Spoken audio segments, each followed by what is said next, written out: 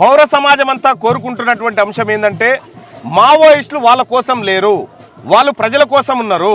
ఆ ప్రజల కోసం పనిచేస్తున్నటువంటి వాళ్ళ మీద ఒక నిర్బంధ కాండ పెట్టడం కేంద్ర ప్రభుత్వానికి తగదు. దీన్ని తెలంగాణ బీసీ జేఏసీగా మేమందరం ఖండిస్తూ ఉన్నాం.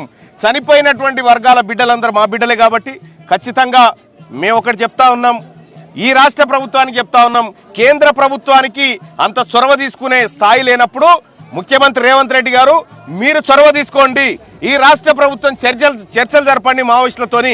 గతంలో జరిపినాము, ఇప్పుడు కూడా జరపండి. వాళ్ళ ఆవేదన ఏందో వినండి. ఆ గతంలో నక్సలైట్ ఎజెండానే మా ఎజెండా అని చెప్పినటువంటి బీఆర్ఎస్ పార్టీ ఈ అంశంలో కూడా చొరవ తీసుకోవాలి. అఖిల పక్షం అంతా కూర్చొని పౌర సమాజంతో కూర్చొని మావోయిస్టులతో చర్చలు జరిపి ఈ ప్రజలకు ఏం కావాలని వాళ్ళు కోరుకుంటా ఉన్నారు.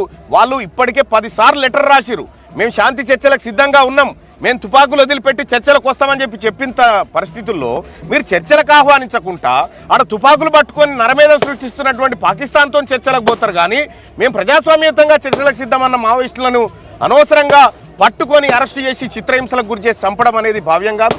ఇది 100% ఖండిస్తా ఉన్నాం. ఈ బూటకపు ఎన్కౌంటర్లు ఆపాలి. దానికి రాష్ట్ర ప్రభుత్వం మరి ముఖ్యంగా రేవంత్ రెడ్డి గారు చొరవ తీసుకొని మావోయిస్టులతో చర్చల కోసం ముందుకు రావాలని చెప్పి తెలియజేస్తా ఉన్నాం.